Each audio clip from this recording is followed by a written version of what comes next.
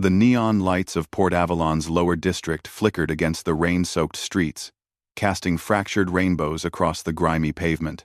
Harry wiped the grease from his hands onto his already stained coveralls and locked up his small mechanic shop for the night. The sign above Harry's hyperspace repairs buzzed intermittently, another thing on his endless list of repairs he couldn't afford.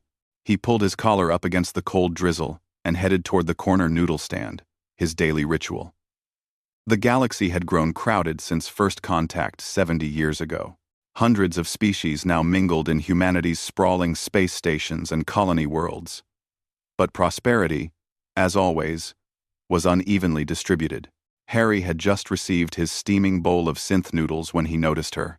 She huddled beneath a broken awning across the street, her wolf-like features unmistakable, even in the dim light. Her fur was matted and dirty, patches of it missing, revealing grayish skin beneath. The Lupari were a proud warrior species, Harry knew, but this one looked like she hadn't eaten in days. Her amber eyes tracked every passerby with a mixture of hope and fear. Their eyes met.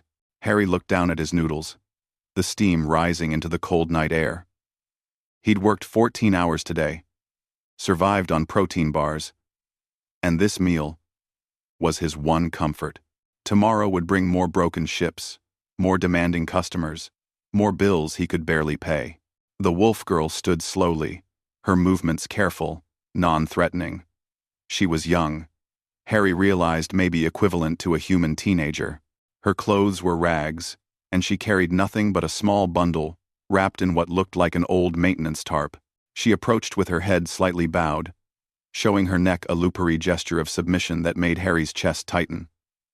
The Lupari bowed to no one. What had happened to bring her this low? "Sir," she said softly, her translator implant crackling with poor maintenance. Can I eat with you?"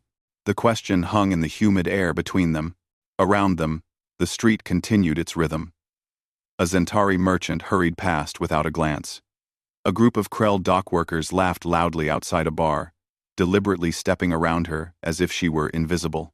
A human couple crossed to the other side of the street, clutching their bags closer. Harry had seen this pattern before. Port Avalon had become a crossroads of the galaxy, but that didn't mean everyone who arrived found what they were looking for. Refugees, the displaced.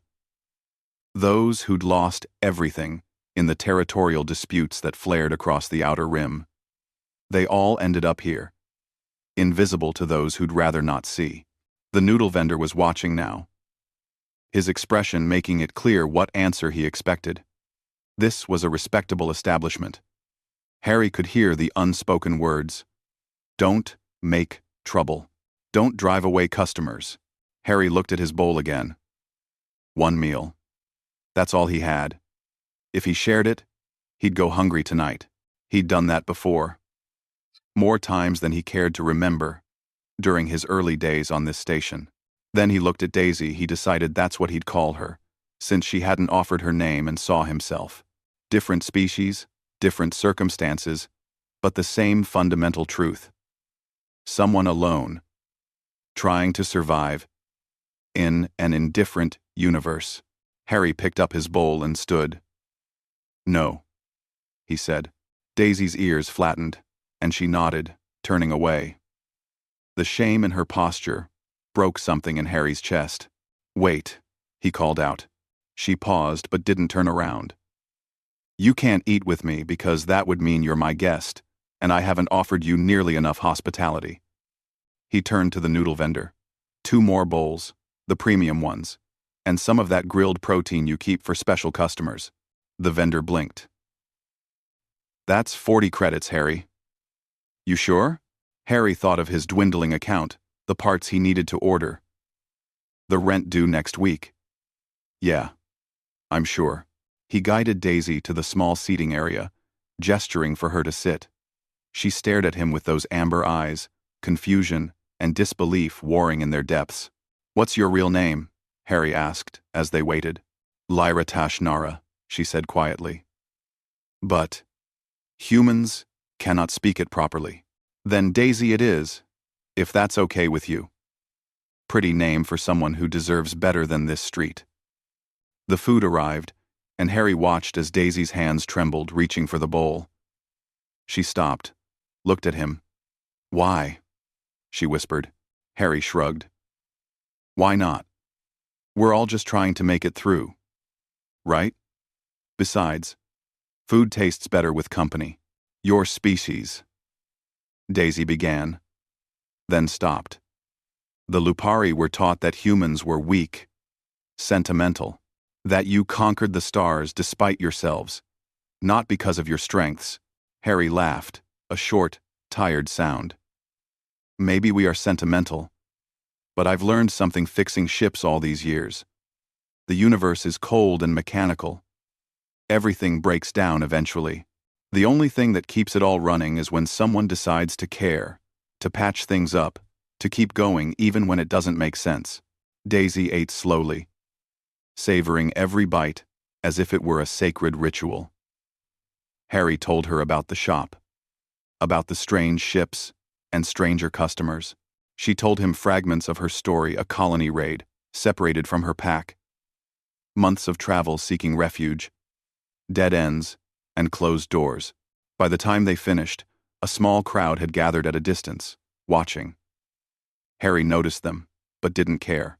One elderly Zentari woman approached and placed a credit chip on their table. "For the girl," she said simply, then left. Then another came, and another. By the time Harry and Daisy stood to leave, there were enough credits to cover a week's worth of meals and a clean room at the residential sector. Daisy stared at the small pile, tears streaming down her furred cheeks. Harry picked up the chips and pressed them into her hand. "Because maybe we're all waiting for permission to be kind. Someone just has to go first." He paused. "Also, I'm going to need an assistant at the shop. You know anything about plasma conduits?" Daisy's ears perked up. I was an engineer. On my colony. Before, then show up tomorrow. 0700 hours. Don't be late." As Harry walked home that night, his stomach still half empty but his heart strangely full, he thought about humanity's place in the galaxy. They weren't the strongest. They weren't the smartest. They didn't have the best technology or the largest empire. But maybe, just maybe, they had something else. Something that made them worth knowing. The next morning, Daisy was waiting outside his shop at 0630, clean and ready to work. And Harry realized that sometimes the most human thing you could do was simply make room at your table for one more. In a galaxy of trillions, that might not seem like much, but it was everything. The end.